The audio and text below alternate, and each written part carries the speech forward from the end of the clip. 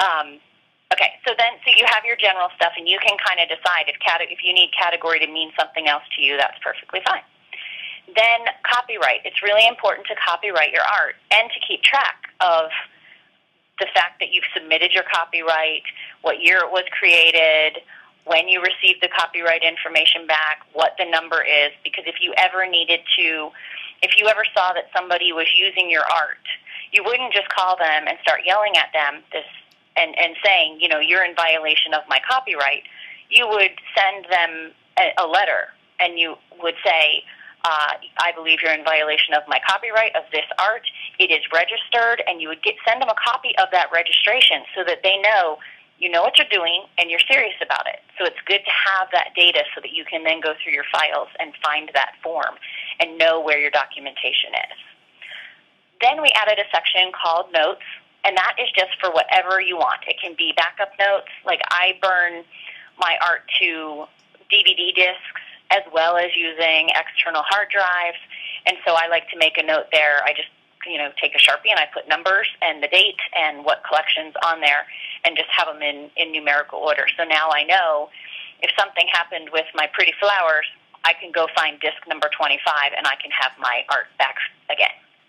It would be a total bummer if you totally lost it. To the right of the top section are attachments. And you can attach your logo. Can you right-click on that and show them all the options of what we can attach there, Hal? You gave us lots of options. You should be able to see it now. It'll let you insert pictures or movies. If you insert a movie, it'll actually like a link. It's kind of like a shortcut or an alias to it. But if you insert a picture, I'll actually put that picture in this. Usually you'd want to do a low resolution, like a 72 DPI photo in here, just to give you an idea. If you put in high resolution images, it'll accept it, but it'll just make your database grow in size. So it kind of makes sense to use a low res. But you can also do odd things. You can put in sounds. Maybe if you have audio licensing, and then you could also insert files, any sort of file, Word files, PDFs, anything you can think of. Yeah, so I use it more as a quick visual reference. It's not really designed to be a backup database, but could it if we wanted it to, Hal? Yeah, technically, these two fields, the logo and the attachment, technically they're exactly the same kind of field. They'll store anything. You can put in like a 2 GB file, but if you did that and your database becomes corrupt down the road, like when I say corrupt, sometimes things happen with the database, and it's a lot easier to fix a small database than a large database. So if you fill it full of a bunch of 2 GB files, it's going to be more susceptible to problems than not. So it's usually a good idea to use low res, but if you had a zip file and it was kind of small, like reasonably sized, then you could definitely put it in here. I think it'd be a better practice to do what Tara described, in the burning it to a CD and just have kind of like a thumbnail here. Yeah, and I also had him program in that it will ask you if you want to back up your database every time you close it, and so you will have a copy of the database in 2 places. So always make sure you're backing up your software and your database too, because let me tell you, it took a long time to enter 7 years of data in here, and if it were to get corrupted and I had to do it again, I would not be my happy, bubbly self that you all know. I would be a crazy person. Okay. Can we scroll over to the money? That's a fun part. Yes. Okay. Now, the royalty section, that's kind of a key part for us because we are in business, not just for fun, but also to make money and make a living and live our creative little lives. And so our goal is to make royalties from our art. This is one of the areas that connects back and forth. So if you were to enter royalties, if you were to go into the collection field and type on the little plus, the green plus button on the top right of that area, and enter that somebody paid you $5,000, and then you would enter who that licensee was and what date they gave you the money, it's going to automatically calculate the total amount that licensee has paid you for this collection. Can you go over to spot right there? So it not only tells you how much you got on that day, but also how much that person has paid you for that collection over for as long as they've paid you for that collection. Then those numbers are magically going to go over to the licensee area. So later when we go over and we look at the kitchen towel company, we're going to see that those royalties have magically appeared.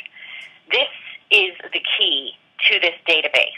You don't have to enter the same kinds of data into 5 different systems. You don't have to have,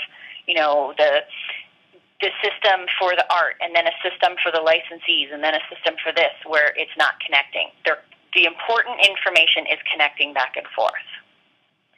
And then also in blue at the top it says royalties and then it has a number 6, meaning you've been paid 6 times for this collection, and you've earned $21,799, and that's your total for that collection, regardless of how many people have paid you.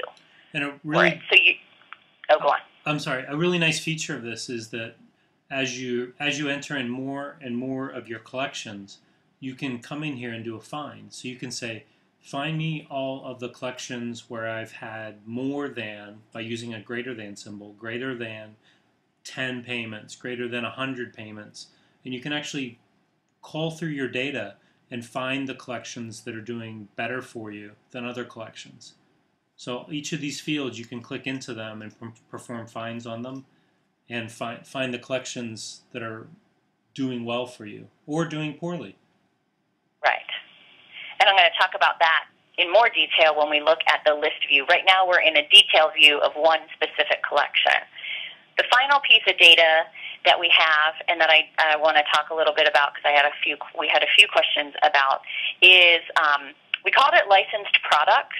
And just because we called it licensed products doesn't mean you can't put submitted products in this section. I've had several people ask me, well, can this database track who's looking at it? Like, is it under review? I've submitted it to this company. I'm waiting to hear back. Absolutely, and this is the place you would do it. If you notice, it shows you can do the name, and that's where I put the product name. It shows you the licensee, and then under status, we have 3 checkboxes. We have exclusive, like it's an exclusive license, or over one more. It's a non-exclusive license, or it's under review. So if you want to track who you've shown art to, you're going to put that, you're just going to use the under review. And then probably you won't, you could, if you wanted to, you could put in the notes what day you sent it in. You could use the license start. There's a place to do a date for when the license starts, when the license ends. And then we tried to keep it flexible and do little note fields for whatever comes up that I didn't think about when I was designing it. I often will put in the notes, a little description, because sometimes somebody just uses a piece of a collection. They're not using my whole collection, and I don't want to do a database for every single image in every collection because it would make me crazy. You can, if you want to, if that's how, everybody's business is organized different. So you can put in whatever. You can do more detail about what every individual product is, or you can say, I submitted it to this person on this day, waiting to hear back. And then Hal's showing you that you can attach there as well. So you can insert a thumbnail picture. Like if you did a garden flag, you can show exactly what that's going to look like in that section. Correct. Another thing that is really good about this detail page is, say somebody calls me and they say, we're interested in the Pretty Flowers collection and we would like to license it for these 5 products. Is it available? I no longer have to use the memory of an elephant that sometimes fails me. I go into my database and I look at the collection and I go down the list of licensed products. And I also double check the notes to make sure, and I can tell them, it is licensed, and I can give them a different suggestion, or I can quickly see, no, it's not licensed for those products, we're good to go.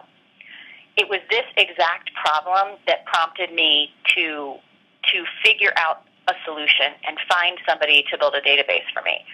I did a license. This is one of those you can learn from me. I did a licensing deal, and I thought it was going to be for one type of a product, and then they sent me the contract, and it had a couple other products, and I just skimmed down the list. I was like, okay, that's cool. Wow, more products. And then a couple of days later, I was talking to a different client, and I had this uh-oh, adrenaline rush moment, because I was like, oh no. The pattern that my new client licensed was part of a larger collection that this other company licensed, and one of the products overlapped. And I didn't have it written down. I was relying on my memory, which failed me. So that is like a really bad situation, because what do? Do you call your new client and tell them you're a flake and get a bad reputation with them? I chose to call the client that knows I'm not a flake and that would understand that I made a mistake. I told them what happened. I asked them if they wanted me to tell this other person, or did they see it as a conflict or not, and they told me that it was fine. But I got lucky. They could have had a fit, and I could have been in a breach of contract situation because I had too much data in my head and no way to check it. So that is really what got me searching the internet and talking to people and saying, how can I do this? Because I'm just getting ready to have more problems with the size of my business. So now let's look at the list view. Sure. One more thing before we leave here. We're looking at one particular collection. Up at the very top of the screen, you'll see, upper left corner, you'll see an open book with a left and right arrow on the book. This is how you navigate between collections or between licensees, as you'll see in a second. If I click that to go to record 2, I can see the second record for Christmas. I can click again and it goes to Western. To the right of that, you can see your total number of collections. You might not be able to see clearly, but at the very top it says 3. I'm on record 3 out of a total of record 5s, out of 5 records. And to the right of that, you have buttons for showing all the records, new record, delete, find, and sort. So you have a quick way of getting around your database. Right. And then also, like he showed you on the opening page, you'll see the blue squares with the arrows in them under royalties, under licensed products, and so you could click those to go from this collection page to that specific licensee page. Correct. So that's cool too. Thanks for reminding me about the book, because I never navigate that way. I use it all the time. Everybody works differently. Oh, really?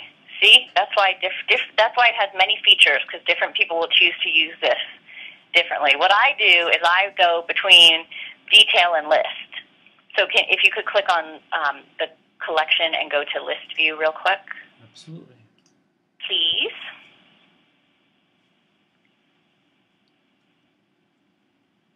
Can you see it? Yep.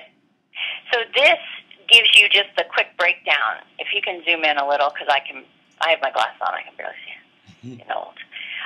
This shows you the category, the code, the name, and then it shows you the total royalties, how many products you have licensed.